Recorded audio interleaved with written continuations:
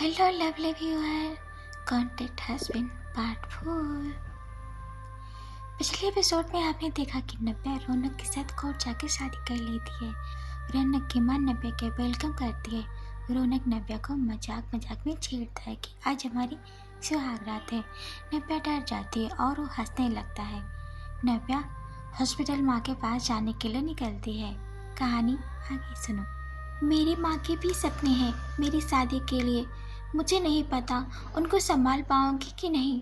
It's okay, मैं हूँ ना, सब ठीक कर दूंगा। रौनक कार चलाते हुए भी नब्या को एक एक साइड से हक कर लेता है। दोनों हॉस्पिटल पहुँच जाते हैं। माँ आप डिनर कर ली? तेरे बिना कभी डिनर किया है? बोल। नहीं माँ। रौनक खाना मंगवाता है। दोनों एक साथ नब्या की माँ के पास खाते हैं।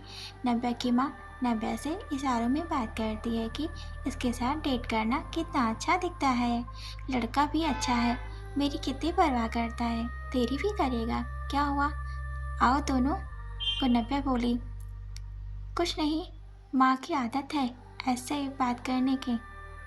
नब्या माँ को घूरती है। माँ नब्या की माँ जल्दी जल्दी खाती है। आंटी आराम से, मैं खा ली, आप दोनों खा लो, मुझे नींद आ रही है। हाँ, पूरा करके ही जाना, ठीक है।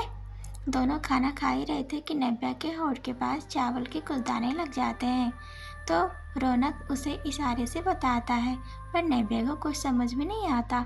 उसे अपनी माँ के इशारे ही समझ में आते हैं। रौनक अपने हाथों से उस चावल को हटाता है और खा लेता है। नब्या शौक हो जाती है, इसने ऐसा क्यों किया। नब्या की माँ चादर में सोने का नाटक कर रही थी। इन दोनों का क्यूट मोमेंट देख के धीरे धीरे हंसने लगी ताकि आवाज़ दोनों तक ना जाए। नब्या ने कहा, मेरा हो गया। रौनक ने कहा, खाने का अपमान नहीं करते हैं, इसे पूरा खत्म करके जाओ। एक ही रोटी बची है, बस चावल तो खत्म हो गया, ठीक है। आधा तुम आधा मैं, अकेले पूरा खाने के लिए पेट में जगह नहीं है। नब्या ने रोटी के 2 टुकड़े किए आधे आधे। रौनक ने नब्या का हाथ पकड़ के धुलाया, क्योंकि नब्या दोनों हाथों से खाना खाती है। तुम रहने दो, मैं कर लूँगी, मैं कह रहा हूँ ना। नब्या बस रौनक को देखती रही। आंटी सो गई हैं, हमें घर चलना चाहिए। दोनों घर वापस आते हैं। नब्या ने कहा, कार रोको। क्या हुआ, रोको तो सही। नब्या कार का विंडो खोल के बाहर आती है। ये सर्द हवा मुझे बहुत पसंद है, अगर इसमें एक कप गर्मा गर्म चाय मिल जाए। अच्छा, यहाँ तो थोड़ी देर तक कोई चाय वाला दिखाई नहीं दे रहा है। तुमने देखा, वहाँ पर एक छोटी सी दुकान है जहाँ पर हल्की सी लाइट जल रही है। तुम्हारी आंखें बहुत तेज है, रास्ते में आते वक्त देखा। ऐसी चीज़ें बस तुम्हें ही दिखती है। जाओगे, अब दुकान बंद होने का वेट कर रहे हो। तुम कार में बैठो, नहीं तो मेरे साथ चलो, मुझे कहीं नहीं जाना, यहीं बाहर ही रहना है। कई बार रौनक ने नब्या को बोला, कार में बैठो, बट नब्या मना कर दे रही थी। रौनक दौड़ता हुआ दुकान के पास गया, 2 चाय लिया और दौड़ता हुआ वापस भी आया, पर नब्या वहाँ नहीं मिली। रौनक नब्या को बार बार चारों तरफ आवाज़ लगाने लगा। कार को उसने 10 बार देखा, फिर भी नब्या कहीं दिखाई नहीं दे रही थी। नब्या पीछे से आई और रौनक को डराने की कोशिश करी। नब्या तुम। रौनक उसे गले लगाकर रोने लगा। आई एम सो सॉरी, मैंने तो बस बदला लिया। नब्या प्लीज ऐसा फिर कभी मत करना। क्या हुआ तुमको? मैं यही पेड़ के पीछे थी। नब्या जब मैं छोटा था तब मैं अपनी बड़ी बहन, जो मुझे 2 साल की बड़ी थी, लीला नाम था उसका, साथ में थे हम दोनों। मार्केट में अफरा तफरी मची, मेरे हाथ से मेरी बहन का हाथ छूट गया।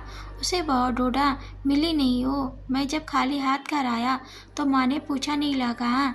मैं बोल भी नहीं पा रहा था। माँ मुझे छोड़ मार्केट की तरफ भागी तो माँ को एक गोली लग गई।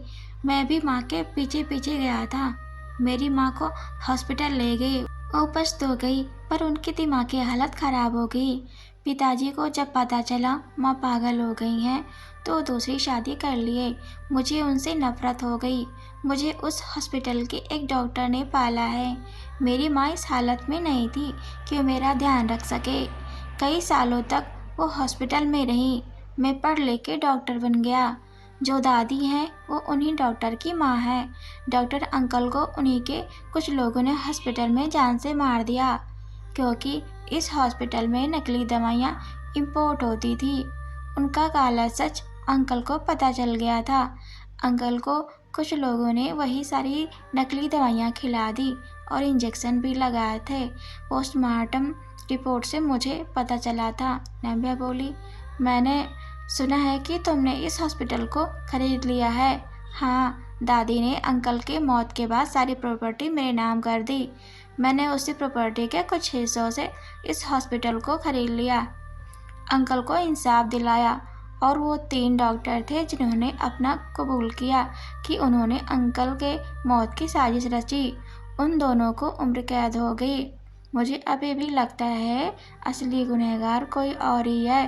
ठीक है, जो भी कुछ बताया तुम्हें अपने तक सीमित रखना होगा। ओके, ठीक है। दोनों कार में बैठते हैं। नव्या ने कहा, कुछ पूछूं? तुम्हारे पिताजी अभी जिंदा हैं तो आंटी कोई श्रृंगार क्यों नहीं करती? रौनक अचानक कार रोक देता है और उसे कार से निकाल देता है। तुम मुझे इतनी रात को अकेले नहीं छोड़ सकते हो। रौनक अपना गुस्सा कंट्रोल करता है, फिर कार पीछे लेता है, नव्या को बैठाता है। आज से अभी से ये सुन लो, मेरे डैड के बारे में मुझे कुछ भी नहीं सुनना है, ठीक है? नहीं बोलूँगी। अगर ये मेरी स्टोरी आपको पसंद आ रही हो तो मुझे सपोर्ट करें। Thanks for watching.